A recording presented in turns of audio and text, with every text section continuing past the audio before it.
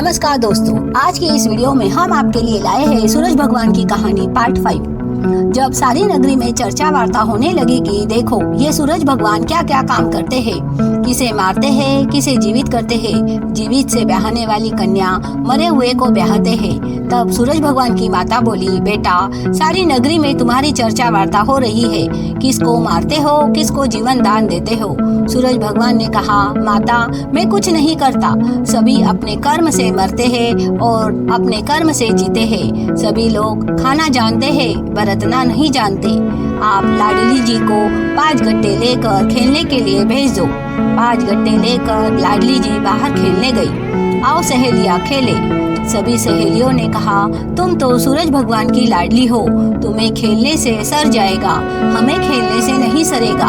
नहाएंगे धोएंगे, मंदिर में दिया करेंगे, पूजा पाठ करेंगे। पूछा, नहाने से धोने से क्या होता है? नहाने धोने से काया का भला होता है।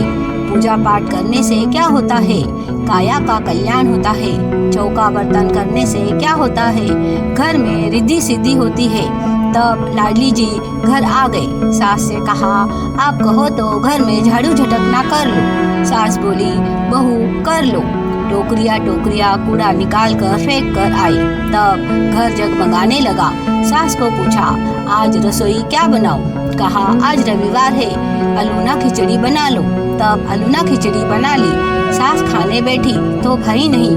तब कहा, पिछवाड़े रख दो। तब ले जाकर पिछवाड़े रख आई तो सोने के चक्कर हो गए। सूरज भगवान धन बरसाने लगे। तब टोकरियों टोकरियों में समेट कर भर लिया। सारी नगरी में लाडली जी ने ब्रह्म भोज दिया, खीर खान का भोजन बनवाया। सब जिमने गए, सोने का टका लेते गए, लाडली जी की जय बोलते गए। तब सूरज भगवान ने देखा कि लाडली जी की कैसी शोभा है। देखे तो सही, बूढ़े ब्राह्मण का वेश धारण करके आए। पड़ोसियों के यहाँ गए, जाकर कहा, माता मैं भूखा हूँ। सब ने कहा, 12-12 24 कोस में आज कोई भूखा नहीं रहा। सूरज भगवान की लाडली का यज्ञ था, तुम भूखे कैसे रहे? कहा, मैं तो बूढ़ा ब्राह्मण हूँ, बहुत दूर से आया हूँ, चलते चलते थक गया। तब सब ने कहा, भाई आज तो सूरज भगवान की लाडली के यहाँ जाओ। हम तो सब वहीं जी में। वहाँ गया, जाकर कहा, हे माता मैं तो भूखा हूँ। पूछा, तुम अब तक कैसे भूखे रहे? तब कहा, भाई मैं बहुत दूर से आया हूँ, चलते चलते थक गया। तब सास ने लाडली जी से कहा, उड़चन खुरचन बहुत सारी पड़ी होगी, वह ला दो। कहा कि मैं उड़चन खुरचन नहीं खाऊंगा, पहले नहाऊंगा। कहा, पानी का लोटा ला दो। कहा, लोटे से नहीं नहाऊंगा, सूरज भगवान की झाड़ी से नहाऊंगा, सूरज भगवान की चौकी पर नहाऊंगा। सास ने कहा, वारी जाओ, मेरे सूरज भगवान की झाड़ी और चौकी तुम्हारे लिए है क्या? बूढ़े ने कहा, श्राप दे दूंगा। तब लाडली जी ने कहा, सासू जी श्राप के मारे तो मर जाएंगे, आपके एक ही बेटा है, झाड़ी मांझ कर रख दूंगी, चौकी धो पोंछ कर रख दूंगी, आपके बेटे को क्या मालूम पड़ेगा, बूढ़ा ब्राह्मण है। तब नहा लिया। कहा, अब भोजन ला दो। कहा, ऐसे नहीं जिमूंगा, सूरज भगवान की चौकी पर जिमूंगा, वारी जाओ, मेरे सूरज भगवान का थाल और चौकी तुम्हारे लिए है क्या? नहीं कहा तो मैं श्राप दे दूंगा। लाडली जी ने कहा, सासू जी श्राप के मारे तो मर जाएंगे, थाल मांझ कर रख दूंगी, चौकी धो पोंछ कर रख दूंगी, बूढ़ा ब्राह्मण है, जिम लेने दो। अब संध्या हो गई। बोला, अब सोऊं कहाँ? सास ने कहा, पिछवाड़े पलंग पड़ा है, वहाँ जाकर सो जाओ। उसने कहा, मैं पिछवाड़े नहीं सोऊंगा, सूरज भगवान की सेज पर सोऊंगा, सूरज भगवान के महल में सोऊंगा, वारी जाओ, मेरे सूरज भगवान की सेज और डोलिया तुम्हारे लिए पड़े हैं क्या? नहीं कही तो मैं श्राप दे दूंगा। सासू जी श्राप के मारे तो मर जाएंगे, सेज झाड़ कर रख दूंगी, डोलिया कस कर रख दूंगी, महल धो दूंगी, बूढ़ा ब्राह्मण है, सो जाने दो। आधी सी रात हुई, आंधी तूफान चला दिए। आधी रात को बूढ़ा हाय पेट दुखता है, हाय पेट दुखता है करने लगा। सूरज भगवान की माता अजवाइन की फाकी और पानी का लोटा लेकर गई। लो भाई, तुम्हारा पेट दुखता है ना, तो फाकी ले लो। उसने पूछा, तुम बूढ़ी हो या जवान हो? कहा, मैं तो बूढ़ी हूँ। उसने कहा, मैं बूढ़ी के हाथ से नहीं लूंगा। तब कहा, बदमाश आदमी को घर में रख लिया। बैठा जवान बूढ़ी और जवान बूढ़ी कर रहा है। बहू बोली, सासू जी क्या हर्ज है, मैं दे आती हूँ। बूढ़ा ब्राह्मण है, गज का घूंघट निकालूंगी, एक पाँव बाहर एक पाँव अंदर धरूंगी। तब लाडली जी फाकी लेकर गए। वहाँ सूरज भगवान सहस्त्र किरणें धारण कर बैठे थे। लाडली जी ने कहा, हे महाराज, यह आपने क्या किया?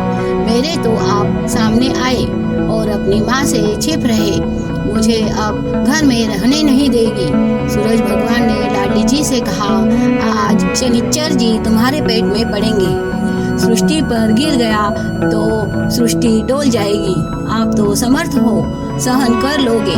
माँ घर में रहने देगी तो मैं समर्थ होके इसको झेलूंगी ना। मेरे हाथ की मुंदड़ी दिखा देना, नहीं तो माली के बाग में जाकर बैठ जाना, भड़मुंजा के रह जाना, कुर्डी पर जापा कर लेना, हरा हरा जवारा बो जाना, चौमुखा दिया जला जाना। सुबह लाडली जी उठकर आए, तब सास बोली, बदमाश को घर में रख लिया, अब तो मेरे बेटे के काम की नहीं रही।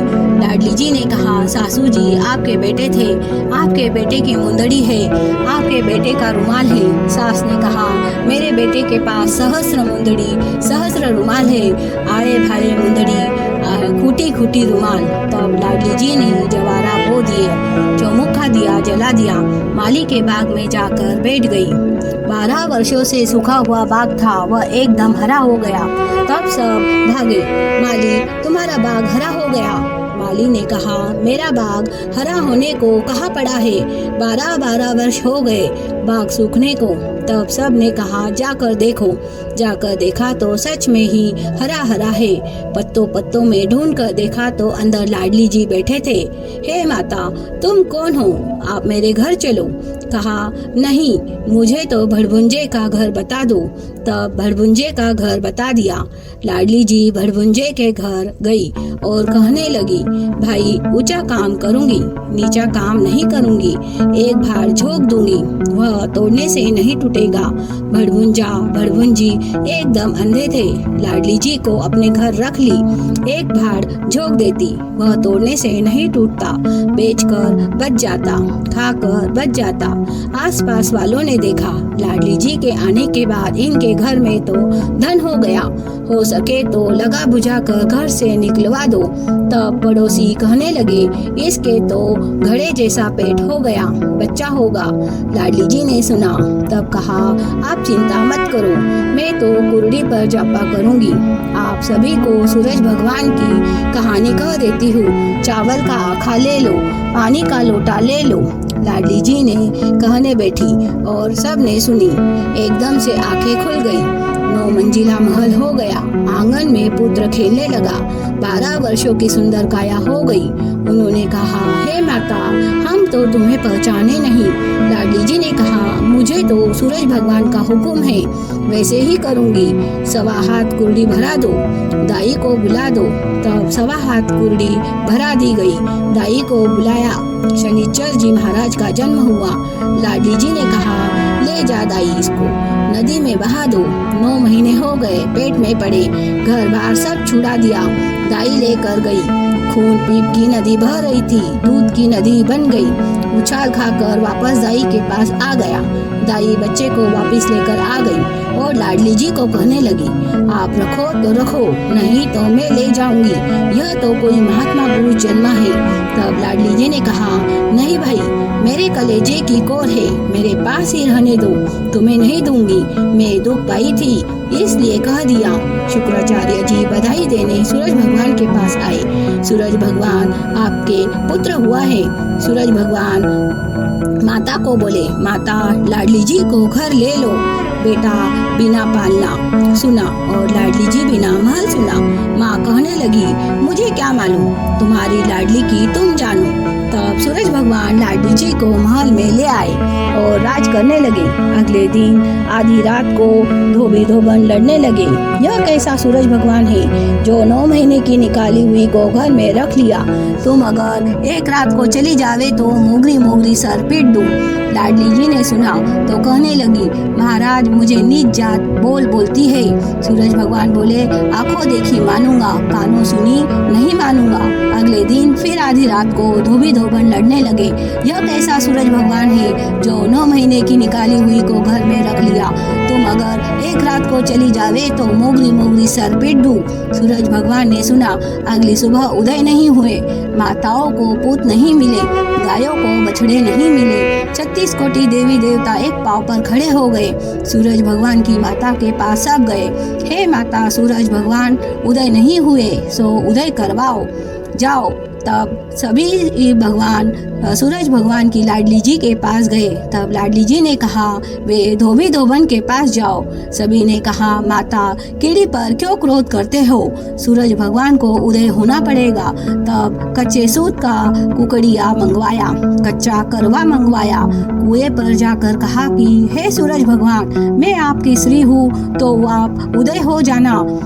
मिंडी में से मेन निकाला, नख से मेहंदी निकाली, कोया में से काजन निकाला, मांग में से सिंदूर निकाला और सूरज भगवान को अर्घ दिया।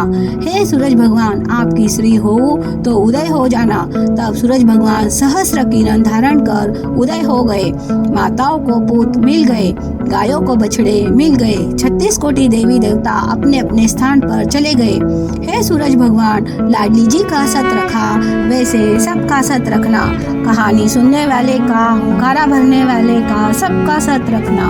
बोलो सूरज भगवान की जय।